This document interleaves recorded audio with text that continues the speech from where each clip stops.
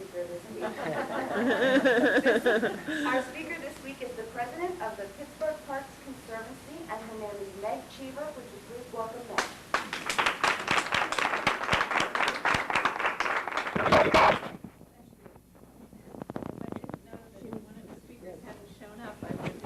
More excited about how glad you are to see me.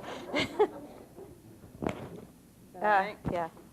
Thank you, Bonnie. If you have a pocket. Yeah, if you have a Okay. Yeah, she does. That works well. How's that? Is that good?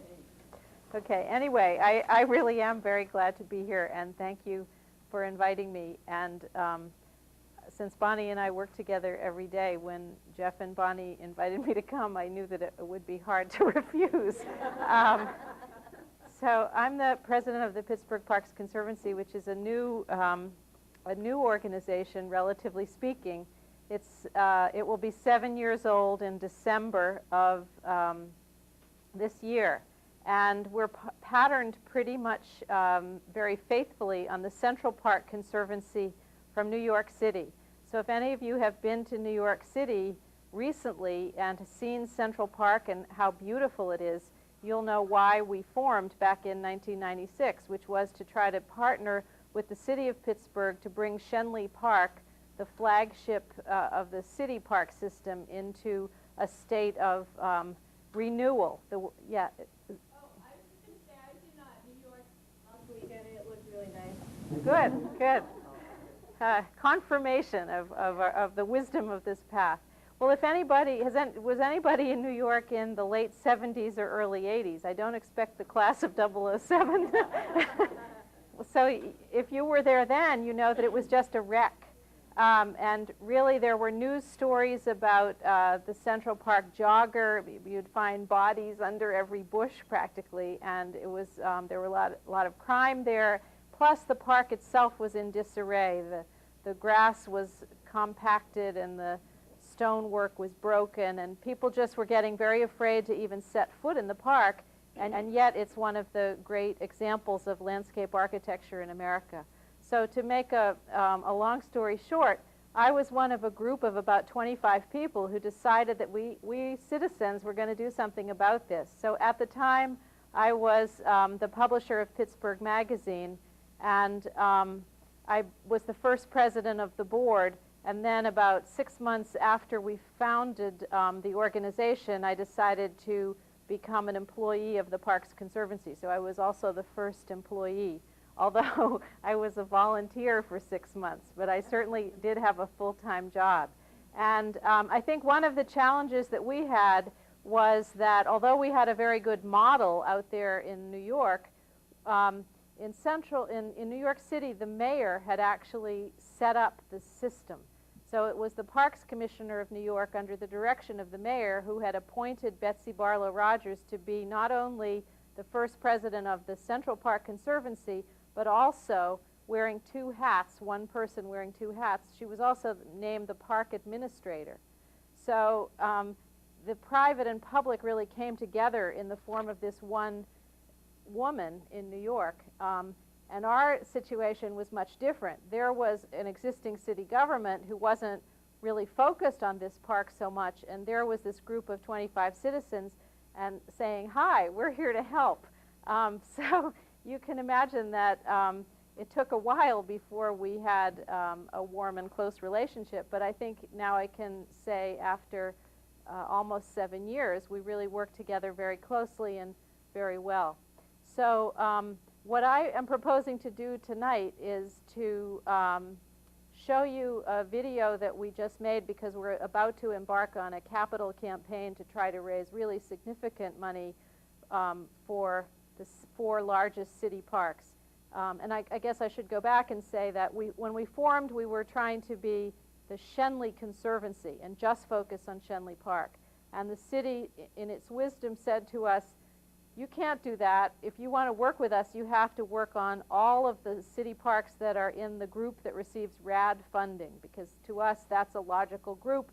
And politically, it's much better for us in the city if you have these 4 parks that are scattered around. So our mission changed then, and we changed our name to the Pittsburgh Parks Conservancy, and we're working on the 4 largest parks, Schenley, and also Frick Park, Highland Park, and Riverview Park, where the Allegheny Observatory is. So, and we did a master plan working with the city that was started in 1998 and I think finished in 2001. And the total of money that will probably be required over 15 or 20 years is well over $100 million. But the good part is we don't have to raise that all at once. In fact, I don't think we could. But we're trying to raise probably, we haven't set the goal yet, but somewhere in the vicinity of about $25 million in the next 3 to 5 years to really help with the capital restoration of those 4 large parks.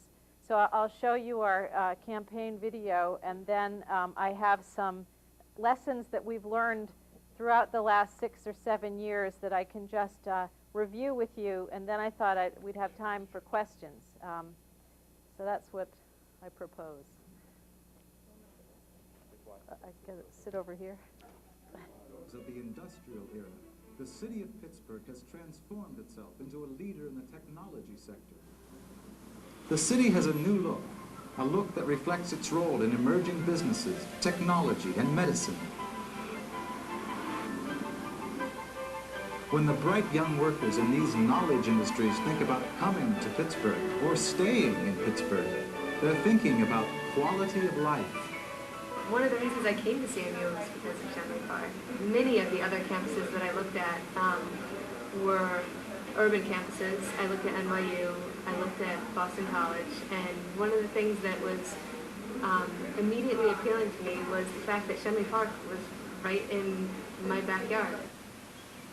Yeah, I actually grew up in the suburbs of Pittsburgh, so I was never a city liver, and by chance I just happened to live in the city. I live right next to the park, and that is actually really what's keeping me in the city. Running, walking, taking my dog, socializing, get to know a lot of people down here. It's wonderful. I love it. And it's one of the big reasons why I stay here in this area. Like many young professionals, Dave McCormick and Amy Richardson spend a lot of their leisure time in the park with their young family. Dave serves on the board of directors of the Pittsburgh Parks Conservancy. He's also president and chief executive officer of Pittsburgh's Free Markets, Inc., a leader in the global supply market. We have a great track record with recruitment. I think it's 100% with anyone that we can get to visit Pittsburgh. And part of the reason for that is that we can show them a vibrant downtown, and we can show them a terrific park system where they can access mountain biking and hiking and nature very easily, day to day, weekend to weekend. And it's an important part of our value proposition to the people that we recruit. For more than 100 years, great parks have helped Pittsburgh earn its reputation as a livable city. The year is 1900.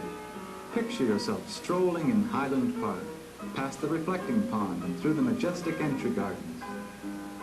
Between 1880 and 1922, visionary philanthropists helped set aside more than 1,600 acres to establish the 4 great parks of Pittsburgh to make Pittsburgh a more livable city.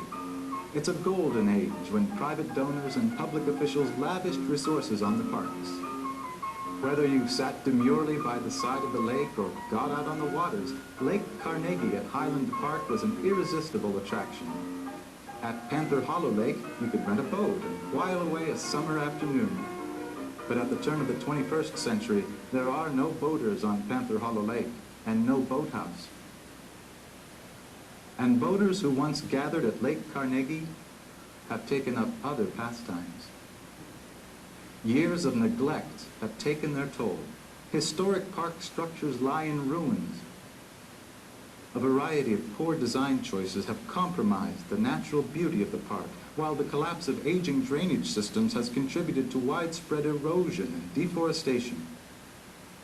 Dwindling population has left the city with fewer dollars for parks maintenance, and all over the country, other cities have faced the same problem. One city has led the way in parks renewal. New York City's Central Park is an urban oasis. Established in 1853, Central Park was the first grand open space intentionally set aside for the ordinary public. Today, the park hosts more than 25 million visitors a year. Visitors who can scarcely imagine that just 20 years ago, the park was a disaster. The desperate conditions led to the formation of the Central Park Conservancy. Over the past 2 decades, the Central Park Conservancy has raised more than $300 million to reclaim the park's proud heritage. No wonder artists are drawn to the park.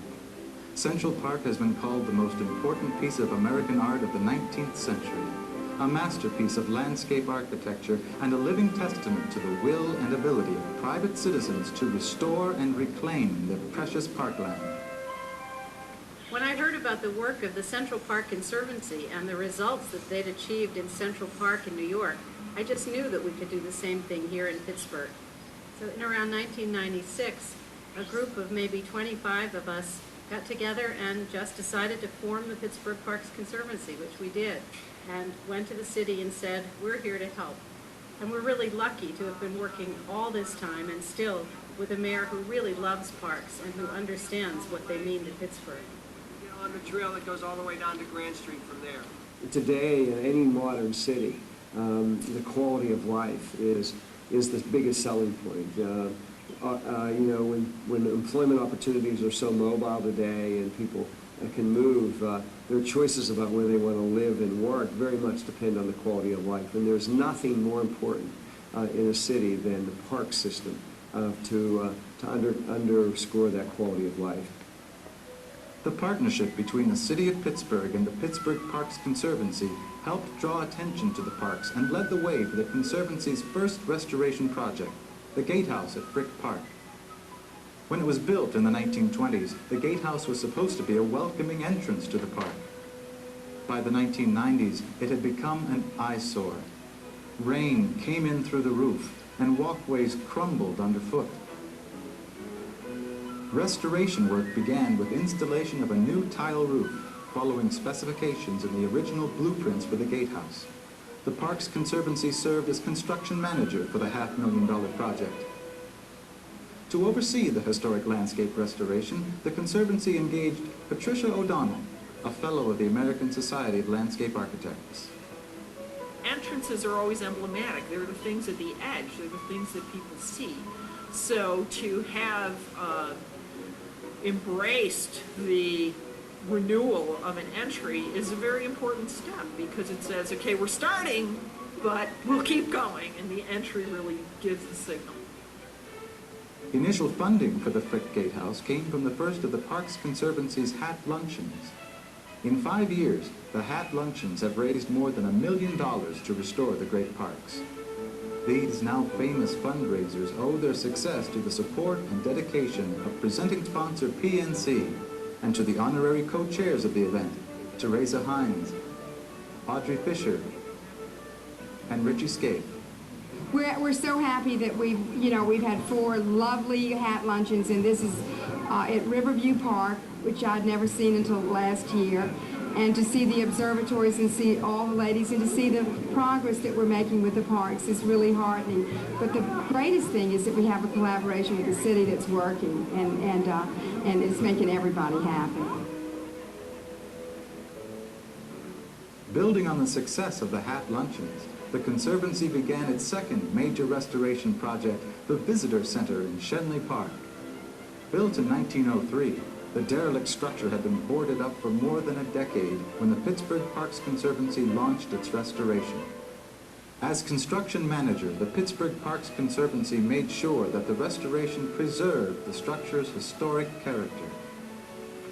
The Conservancy contracted with craftsmen who painstakingly restored the building's architectural integrity. The surrounding landscape underwent an ecological restoration that included the removal of invasive species and planting of native trees, shrubs, and wildflowers. Principal funding for the $2 million project came from the Allegheny Foundation, the Eden Hall Foundation, the Hines Endowments, and the Hillman Foundation. The Visitor Center opened to the public in December of 2001. Inside, visitors would find park information and a cafe. On opening day, guests were enthusiastic. And what I love about the Parks Conservancy is that they are very focused on excellence.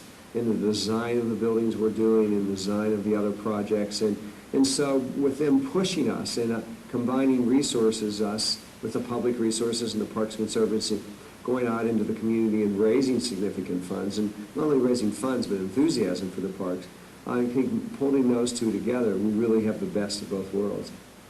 Both worlds are coming together at Riverview Park, where a project meeting on the restoration of the park's visitor center is underway. The Conservancy's consulting architect advises city departments and members of city council on restoration decisions that are cost-effective and historically appropriate. One of the value addeds that the Pittsburgh Parks Conservancy feels it's been providing is that over the last 6 or 7 years, we've searched the country and sometimes internationally to find the best experts in all aspects of parks restoration. And we've probably brought 20 or 25 of them here to Pittsburgh, where they've spoken to us and to our friends in the city, and together we've learned from these experts, so that money that the city would have been spending anyway has been better spent because of the leverage provided by our private dollars.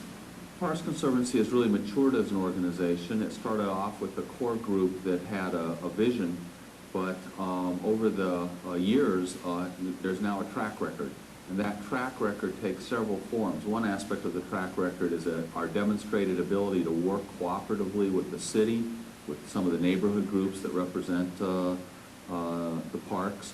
Also, the Pittsburgh Parks Conservancy has demonstrated that it's a can-do implementer of projects, and through things like the Shenley Park Visitor Center and so forth, have made good on their ability to successfully implement valuable improvements to the parks. Now I think the foundations and other investors can have confidence that the Parks Conservancy has the capacity to steward the parks with care. In the heart of Oakland, a sea of cars now occupies the space that was originally conceived of as a grand plaza entry to Shenley Park. But plans are now on the table to fulfill that original vision and create a vibrant public space. In partnership with the city, the Allegheny Conference, the Oakland Task Force, and the University of Pittsburgh, the Pittsburgh Parks Conservancy is undertaking its boldest project yet. To help in the visioning process, the Conservancy has brought in consultant Dan Biederman. Dan is president of New York City's Bryant Park Restoration Corporation. In New York, he's gained a certain celebrity status for his work with the organization that has transformed a public nuisance into a vital public space. Biederman brought an entrepreneurial spirit to the park, with concessions and other amenities that attract people and also generate revenue, so that today the park has no city funding in its $4 million budget. Bryant Park has been called the miracle on 42nd Street, and it's a miracle the Parks Conservancy is working to bring home to Pittsburgh. Here in the city of Pittsburgh, our parks are a haven. They make our city a good place to live. Good parks are good business. Parks contribute to quality of life, and when we talk about business development, new businesses coming to Pittsburgh, people staying in Pittsburgh, it's quality of life. Cost of living is one of those things, but if you don't have the amenities, the cultural amenities, things like parks, and it's hard to live in a big city if you don't have those amenities.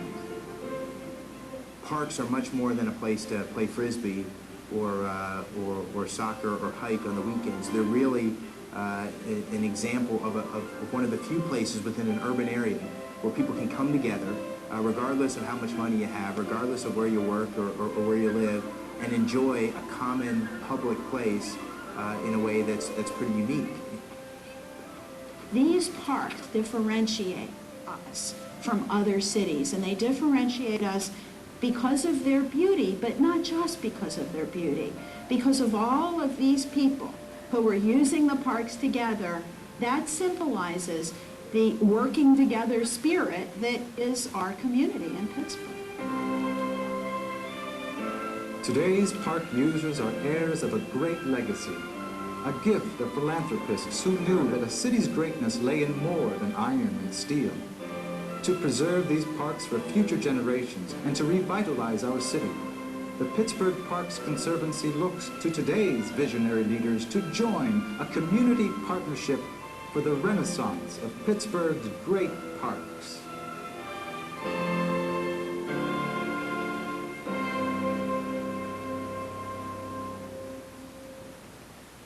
lessons that we learned from other groups, because Pittsburgh is not alone.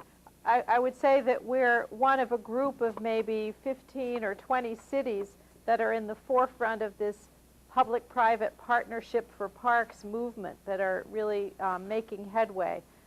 New York was already mentioned. Chicago would be another city where there's great progress. Louisville, Portland, Oregon is pretty progressive. Cleveland, I don't have a list, but anyway, we've spent a lot of time talking to other people to try to figure this out. So, and I guess what I'm going to talk about is from the perspective of what we were trying to do in the city. So I'm sure that it won't be completely applicable to your issues here in Upper St. Clair, but I'd be happy to answer questions, but I will go through my list. So the first thing that we did was to form a talented and diverse board committed to parks restoration and to seeing the organization succeed. And we really have much too large a board for the size staff we have. We have a 60-person board, between 55 and 60, and we're outnumbered 6-1 by our board. But in fact, I think it's been a great strength of the organization, because I think we have a remarkably diverse board in almost every way you could think of. And to reach out into all parts of the community really gives you a lot of strength.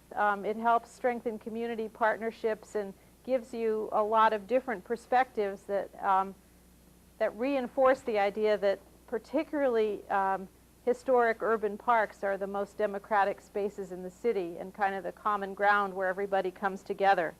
Of course, you can't have a public-private partnership without partnering with government. So number 2 of my lessons learned here is to develop a partnership with government that addresses the full range of relevant issues, from planning to community involvement to implementation to management and maintenance. And I wouldn't say that this is easy, but I think it's very worthwhile. And when we'd been around maybe 2 years, one of the foundations gave us a grant, and it was their initiative, not our idea, to take a trip to New York and Boston along with some of the city people we were working with. So there were about 2 or 3 of us from the Parks Conservancy and about 7 city people. And we organized a tour of 3 New York parks and 2 Boston parks. It was just a 2-day quick trip, but we set up in advance appointments with all the relevant park management people at these parks, and it was really instructive, and I think each of us learned so much from that trip. I think a lot of the city people working in parks had felt that they were kind of alone and wrestling with these enormous problems of not enough resources and big assets to take care of, and maybe a not exactly supportive public sometimes. And I think that by connecting with people who were facing the same issues but making headway here and headway there, everybody felt better. Our people felt that they had colleagues that they could call upon just to discuss things or for suggestions. And I would say that that was a real positive turning point for our public-private partnership relationship on the working level, because we just, we bonded with each other on the trip too. So that was really a great happening for us. And then on that point too, I have that it is important to work hard at understanding your partner's needs. And in my opinion, it's always good if you have the opportunity to praise your partner in the press.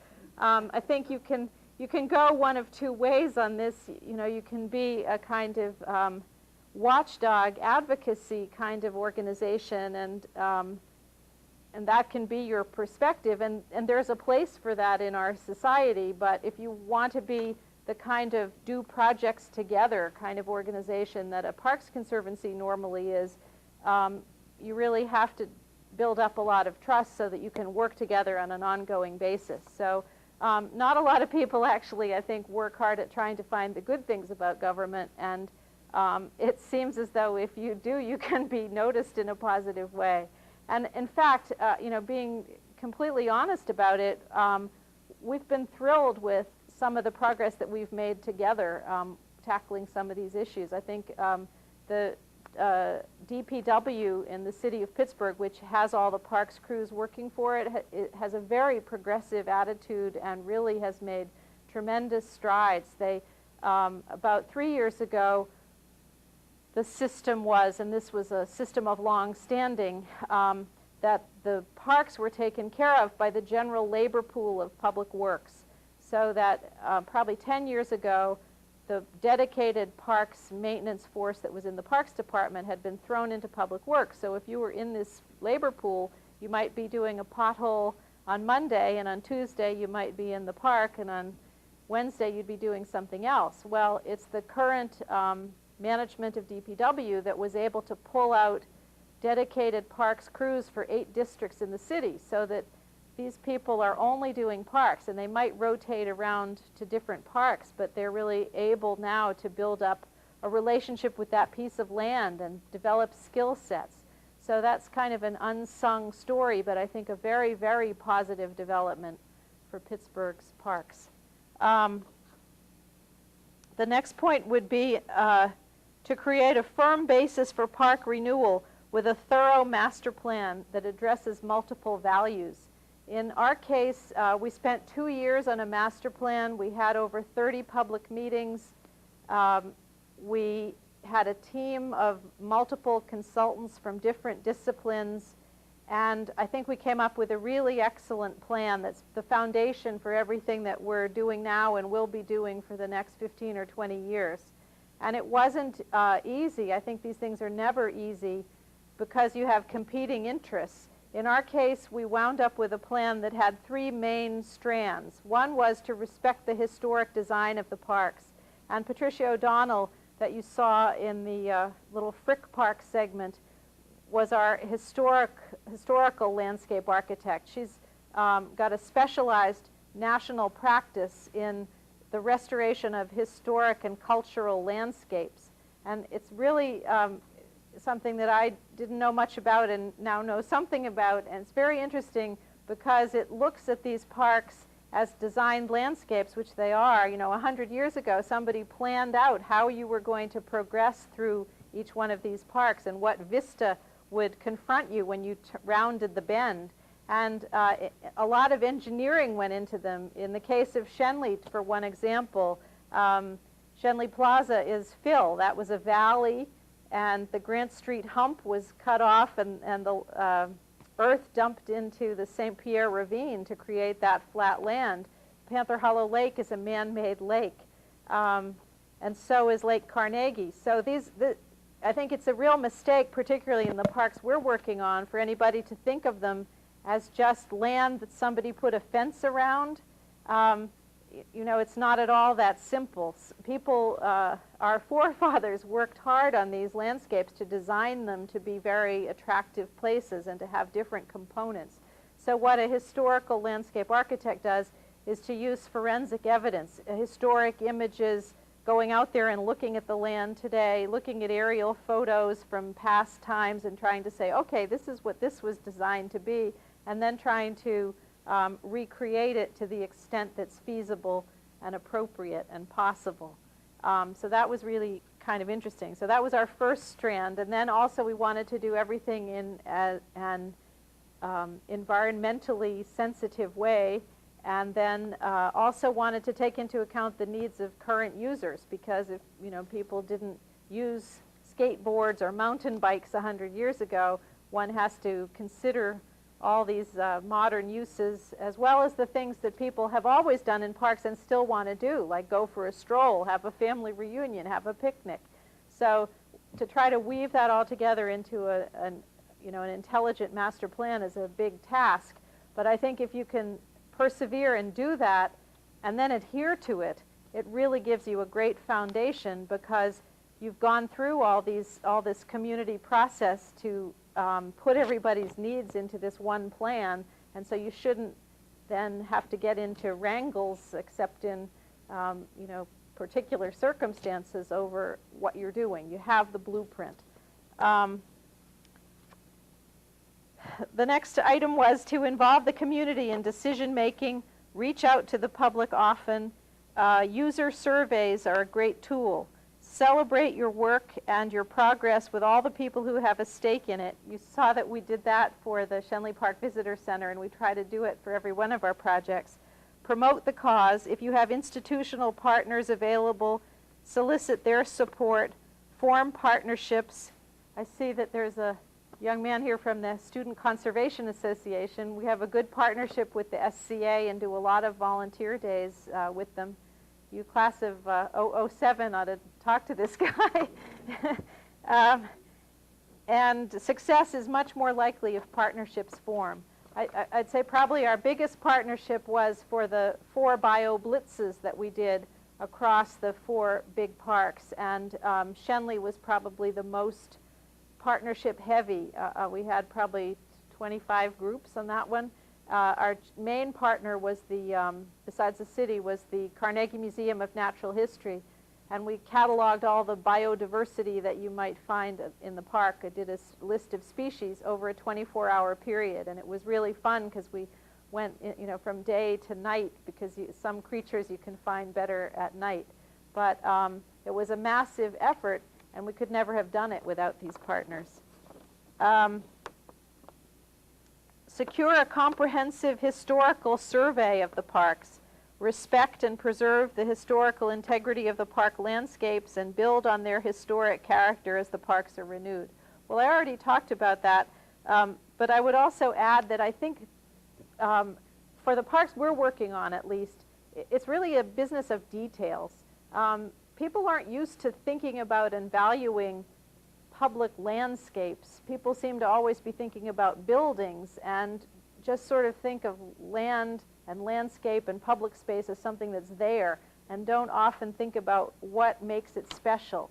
Well, it seems like if you look at the historic photos, something like a rustic bridge, it's really a wonderful grace note in a landscape, and it makes you feel as though you're not in just some blah backyard that you have on your, at least my backyard's kind of blah, but you're in a place that's really unique. So we want to focus on making sure that all the little details are right, and when you do that, it adds up to a really great place.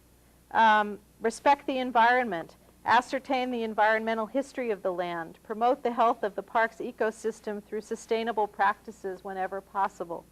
And sometimes you have even competing interests within that. We find that we don't like to use pesticides and herbicides, but sometimes when you've got a really tough problem with an invasive species, there's no other way to get rid of it. So you can get arcane in that one too. Launch the park's restoration with highly visible showcase projects that have meaning for the community. Move to implement these projects decisively and as early as possible. This was something that our colleagues from New York really advised us. We knew that it would take a long time to do the master plan, and Betsy Rogers herself came to town early on and made a speech for us. And when we were talking to her afterwards, she said, you must do some showcase projects right away, because if you just do planning, people will say, oh, that group, they're all talk and no action. They don't get anything done. But you say, well, how do you do projects before you finish the master plan? Well, she suggested to us, and we adopted some simple criteria. We picked one project in each park, and we did something that was big enough to make an impact, small enough to do relatively quickly and to raise the money for, and in as visible a location as possible, so that it wasn't necessarily the most important, but it was the most out there that people would see. So we've finished 2 of our 4 projects, and we've broken ground on the 3rd, and the 3rd has still some planning left to do, although we have phase 1 under construction, and the 4th planning stages. So I was expecting, I'm kind of an impatient person, and I was expecting, by year 3 we'd have all 4 done, and here we are heading into year 7, and we're still on project number 3. But we still have accomplished something, and the Shenley Park Visitor Center in particular, because we have a 30-year lease of that site from the city, and we, the Parks Conservancy, operate it and have, it's our employees behind the counter, and we offer a snack and a drink there, and we're open all the time, and you can get park information. That really has enhanced our visibility in the community. This is a really important one for us anyway, which is to incorporate projects that have a volunteer component in each one of our capital projects. Hands-on work is really important, and it seems that the closer you can tie your volunteer opportunities to the capital projects, the more integrated the whole effort is and the better off you are. Demand quality. Whatever is done, do well. High-quality projects accomplish more than physical restoration. They also fuel community pride, encourage potential funding sources, provide opportunities for education and programming, and deter abuse and misuse. A laudable project builds a foundation for continuing park renewal efforts. And I feel as though sometimes I even lose sight of that myself, because you have to pay for quality, and there's always pressure to cut the budget and do it this way or that way. And of course, appropriately, there are times when you can do something in a different way and still have a quality project, but it doesn't have to be opulent. But there's, and how do you find out where this level of quality is? I guess it's a matter of taste, and I guess you have your design professionals involved to help. But at some gut instinct level, we all know where it is, and I think it's really important to adhere to that. And I guess I would give you one example, which is that we knew in the Shenley Park Visitor Center restoration that we needed to restore 3 restrooms, and one of our people found some really lovely decorative tiles that were animals, squirrels and things like that. But we couldn't afford to plaster all the walls with these really expensive tiles. We had to use inexpensive ones, but what we were able to do was to make a decorative border of these much more expensive ones. So we had these really interesting details that signaled to everybody that we had really paid attention here and there was something cool for them to look at. But the expense was, basically at the much lower cost level. So that, to me, is a good example of how we were able to balance these competing interests. But trying to make the place special and to sweat the details is, I think, one of the most important things that the private sector can advocate for. Expect improvement to be incremental. Tackle one area at a time to build an ever-increasing area of restored park. And again, this is something that we just heard from New York and have tried to follow, which is that instead of trying to do a little bit of everything in a scattershot way all over the place, try to do one significant project in a park and then build on it so that it's growing and the impact grows. Very important to us, and something that some of our foundation funders emphasized dramatically, was to plan for future management and maintenance of the rehabilitated park landscapes and features. Build maintenance capability and funding into each project, completing a maintenance plan for each site as its restoration is completed. And this, again, isn't easy because people like to fund building things. They don't like to fund taking care of them. But in my opinion, and the longer I go on, the more I feel this way, funding for maintenance is really much more critical and important than funding the building of something, especially if you aren't taking care of what you already have. So I think that's a really, really important point. Permit the public-private partnership to evolve over time, taking new direction and emphasis as needs change. Well, you probably all know that the city of Pittsburgh is experiencing some financial difficulties, and several of the people that we've worked with in city departments have been laid off. So there's an example of where our partnership is evolving. Just a minor example, but we used to have our monthly meetings. We get together and have a Parks Oversight Committee meeting ourselves with the city department people. And we used to have it down in the city, and it was coordinated by somebody who left the city. So now the meetings are at our place, and we coordinate them. But we're still going on with the meetings. But to adjust as needed is really important, to be flexible. The example I like, or the image I like to use to describe our relationship with the city is to say that it's like Fred Astaire and Ginger Rogers, and the city would be Fred Astaire and we would be Ginger Rogers, and Ginger Rogers has to do everything that Fred did but backwards and in high heels.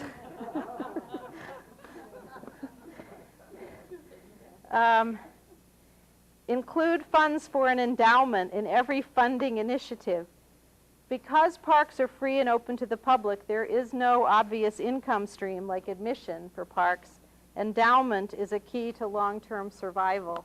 And that's a really difficult issue. We've been working on this since the beginning of our organization. We had hoped that we might be able to organize something like the Philadelphia Flower Show, but on a much smaller scale, to throw off an income stream. But founding an organization is a lot harder than I had imagined when we were all talking about that. So our board, I think very rightly, said pretty early on, forget about a flower show, let's just get organized to do what we're doing.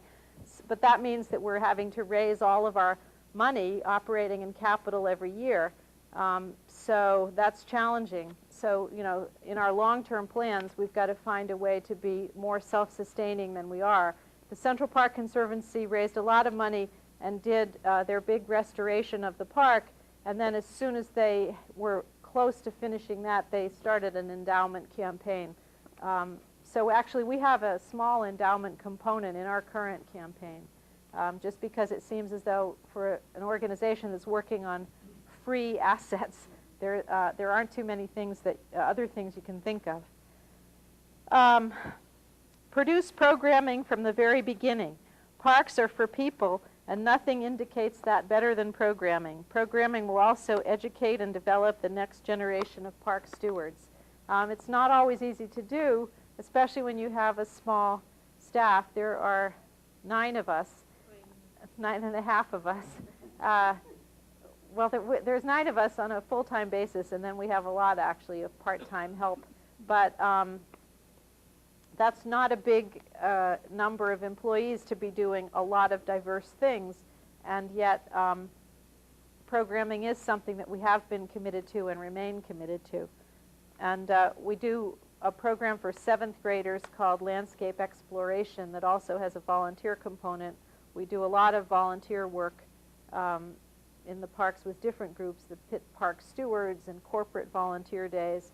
And then we do a summer teaching institute for elementary school teachers.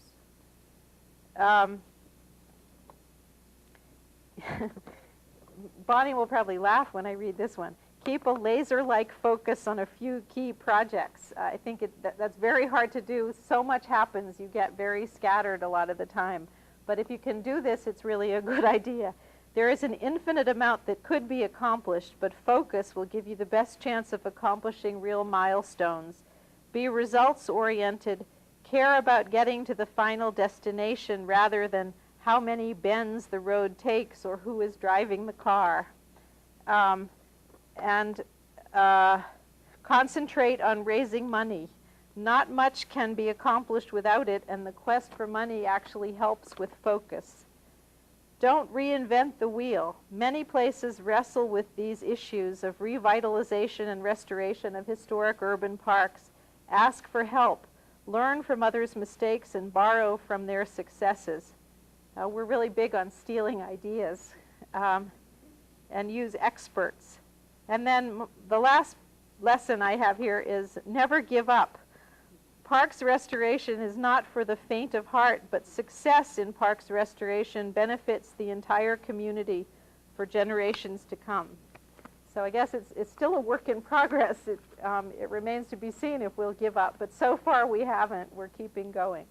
So I'd be happy to answer questions. Yeah? Would you mind if I borrowed your notes and make copies for the group? Bonnie has copies. Yeah.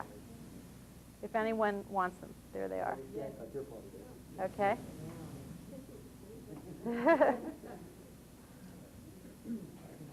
Yes. With the mic, please.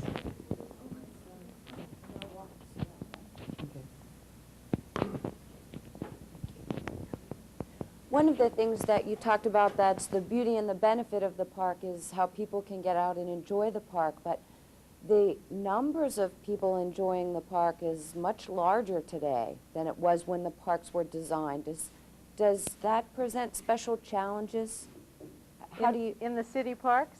Yes. The numbers, it's hard to say what the numbers are. One of the things the question was, there's a much larger number of people using the parks today than there probably were 100 years ago. Does that present challenges? And park usage does create maintenance issues, that's true. The population of the city was, I think, very focused on the city when these parks were put in, and so I don't know that it's actually necessarily true that there's a huge number more people using them now than when they were first put in. I mean, they seemed like they were really at the center of the community in those early days from those historic images, and there were a lot of uses there that are not going on today. There was a lot of horseback riding. Shenley had a stable. Riverview had riding. There's still some riding in Riverview, but the trail system needs a lot of work, and the Shenley stable burned down. all of the boat houses have been eliminated. So there was really more diverse activity available originally, and that's one of the things that we're trying to bring back over time, is to give you a more varied offering. But it does seem true that the kinds of things that people have always looked to parks for, walking, strolling, running, driving some kind of vehicle, whether it was a carriage or a car, and seeing scenic views, these things remain important. And I think one of the, a principle that's not on this list, but that we found, again, from other places, is that the highest and best use of park land is really as flexible green space. So that if you have a large green lawn, for example, you can have the class of '07 playing ultimate frisbee at 2 o'clock in the afternoon, and then at 4 o'clock somebody can come and have a picnic, and you don't have to change anything. It's there and it can be used for anything. If you dedicate land to a specific use, like a softball field, for example, it can be heavily used when there's a game, but the whole rest of the time it's rendered unusable for anything else. So one thing that parks people today that I know are really careful about is saying, well, of course we need to have some active recreation facilities, but let's be very careful about the number of them and look at the population's needs, and let's be careful of the location of them, and let's make sure that we recognize that it's the parkness of the place, the chance to be out in nature and hearing the birds and seeing the trees and the plants that is really what's special, because you could put a field just in a small lot. You don't need a whole big park for that, but if you have the whole big park, the greatest thing about it is that it envelops you in nature. So we don't want to lose that. That was a long answer to your question, and I don't even know if I answered your question. Anybody else have a question? Yes. Wait, Ed, let me come around. Meg, I grew up in Point Breeze, about 3 blocks from the gatehouse at Frick Park. I probably spent the majority of my childhood in Frick Park. In fact, that's where I gained my love of biology, and that's what I teach today. I'm curious about the park. I haven't been there for probably 30 years. The last time I was there, they were restructuring the Fern Hollow Bridge, and there was all kinds of garbage and junk dumped out into the park.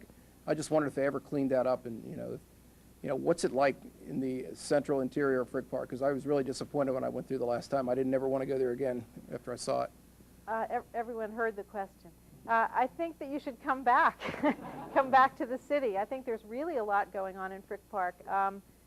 The Frick Park crew is one of the best in the city. I understand there was an endowment that paid for them? Yes, by Frick? the Frick, right. Under the will of Henry Clay Frick, there's some money that goes to the city to take care of that park. But I think that the individuals who were on that crew are particularly experienced and dedicated, and a lot of work on the trails has been done. And then there's the whole restoration project for the 9 Mile Run stream. Terrible. It was all acid mine drainage. Yeah, well, great progress is being made. The project isn't completely finished, but it's the whole stream ecosystem restoration project that is going on that in the end will connect Frick Park to the Mon River. So maybe delay just a little bit till they finish the project, or come and see a work in progress. But I think that for people who have known and love Frick Park, it's really coming back.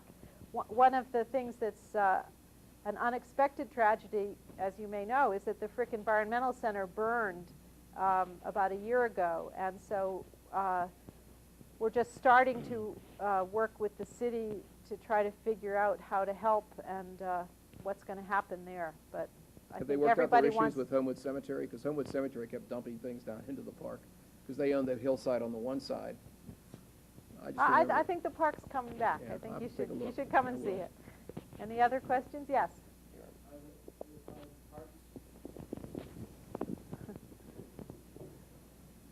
Would it be possible to have like festivals in the parks, like the Three Rivers Art Festival, more like things that that the city of Pittsburgh is trying to do to support the economy? Yeah, the question was, would it be possible to have festivals in the parks?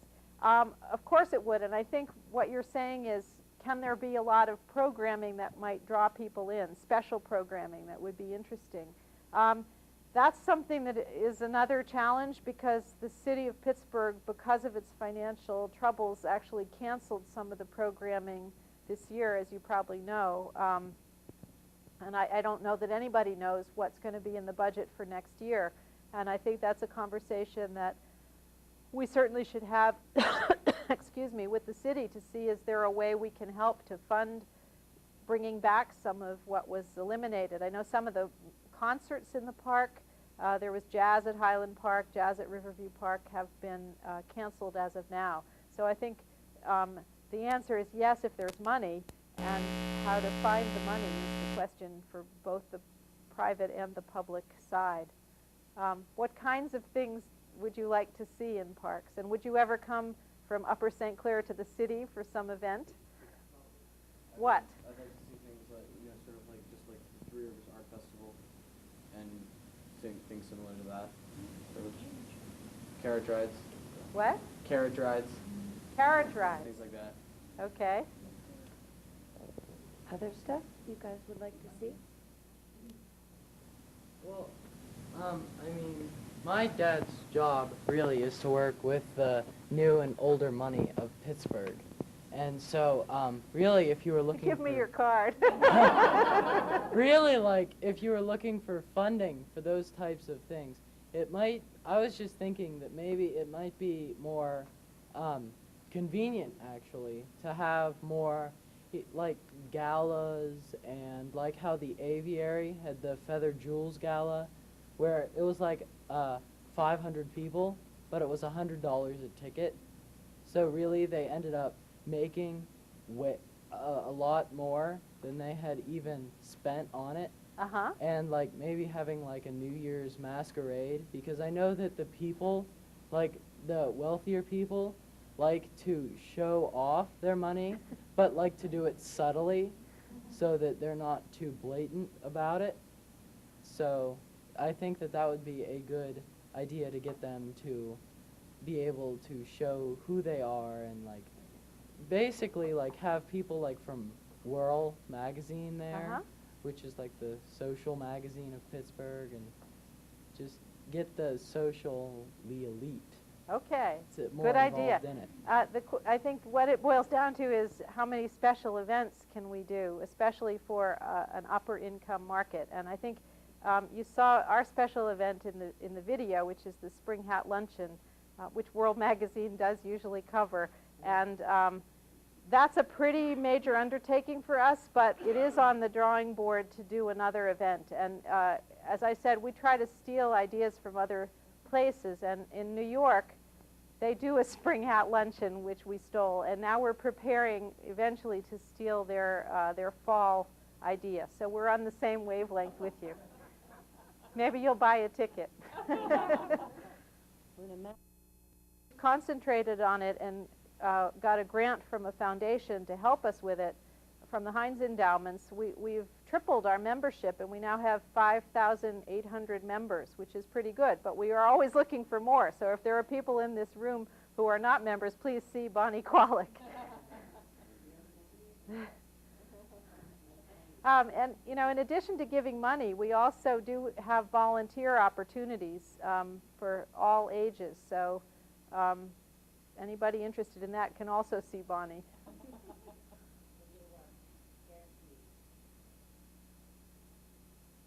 Yeah. My question has to do with the nature of the board. Give us some idea of the range of people you have. I don't mean obviously by name, but by what their jobs are or why they were put on the board. Well, we started off when we were the Shenley Park Conservancy really trying to get active representation from the institutional partners. So we had the Dean of the Hines School from CMU, the Vice Provost at Pitt, the Chief Curator from the Carnegie Museums, Helen Faison's on our board, who was the Superintendent of Public Schools. She isn't any longer, but she was. We have business executives, lawyers. We had a doctor, but he moved. You know, just a whole bunch of different people. Community people who are not employed. Senior citizen. I mean, we've just tried to think of any group that we can and see if we have representation there. And we try to have some geographic distribution. Not everybody on our board is a resident of the city of Pittsburgh. For example, our board chair that you saw in our video lives in Fox Chapel. But like you, she grew up in the city, spent her youth hanging around Frick Park and fell in love with it. And that's why today, as an adult, she's spending an awful lot of time volunteering to make it better. So there is something, I think it was in one of Rachel Carson's books, and I don't have the quote memorized, but she talks about sort of a magic span of time. And I think it's probably when you're maybe like 8 to 12 or something, when if you connect with the natural world at that time, it never leaves you. But if you don't get the chance to do that until too late, it's harder to develop the bond with the natural world. So that's one of the big things why we're doing programming from the very beginning, is to try to encourage kids and youth to come out and just enjoy being out in the park.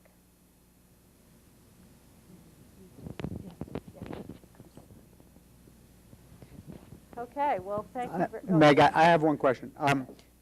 As you know, we're working on a park here. We're trying to develop a park. And it seems to me that having a park, like a board or a commission or something like that, is fundamental to developing a park, because it's a huge job. Yet here in Upper St. Clair, we've had trouble getting traction and getting the commissioners. We have a rather, when it comes to the park issue here, we have kind of a recalcitrant board of commissioners who really hesitate to give up control and really don't want to take that step and actually set up a park development commission. I'd be interested in your ideas on how to sell that idea so that we could get moving. I really don't know how to answer that. I guess our experience was that we just really showed up and said we wanted to help, and I think raising money gets people's attention. So, I mean, I think if you show up and want to influence people, a normal reaction is, well, what are you bringing to the table? And, you know, there's always a million people with a lot of ideas, and it's just a practical suggestion, but I think having some resources to actually be able to help with whatever the program is can get people's attention. I mean, I don't really know the specifics of what you're doing here. Did you have the money before you? We had our personal energy. Okay. I mean, seriously, that's what we had. But passion attracts commitment, I think. Yeah. Yes. I'd like to know how you managed to get the city of Pittsburgh to dedicate crew to work on the parks alone.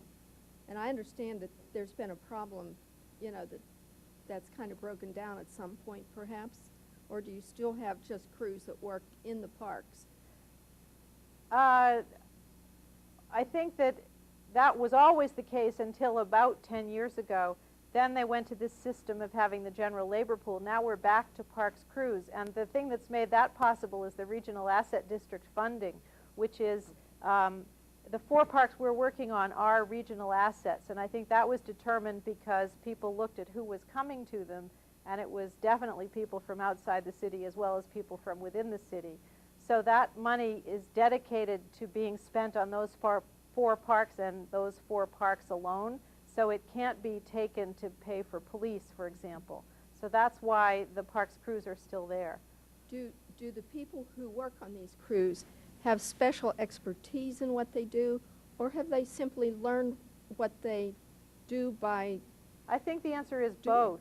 To go into a little bit of detail on that, Mike Gable, who is the Assistant Director of Public Works, who's the person in charge of all these crews, used to be in the old Parks Department. He came up through the ranks there.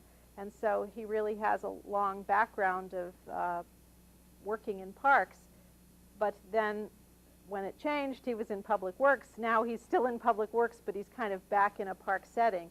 And I think that some of the people who used to be in the old Parks Maintenance Department were still around and were able to get onto these parks crews. But there are plenty of new people who are learning and developing skills. And one of the nice ways that we're able to help there is that, and again, this was actually not an idea that we went to a funder to fund, but they came to us with the idea.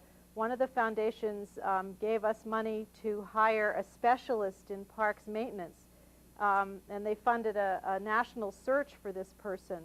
So we have, he just joined us in January. His name is Phil Grushka, and he came to us after 12 years, almost 12 years of being the outdoor foreman at Longwood Gardens outside of Philadelphia, which is just a dazzling horticultural showplace, which also has a 700-acre woods where he started the Norway maple suppression program.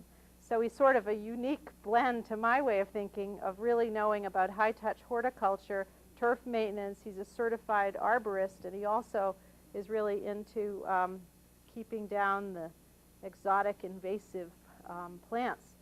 So he's not at all in charge of the parks crews, but he's there to be a resource so that if there are things that people are wondering how to do, he can help teach. So that's kind of a good model for us. Well, thank you very much for inviting me. I was happy to come.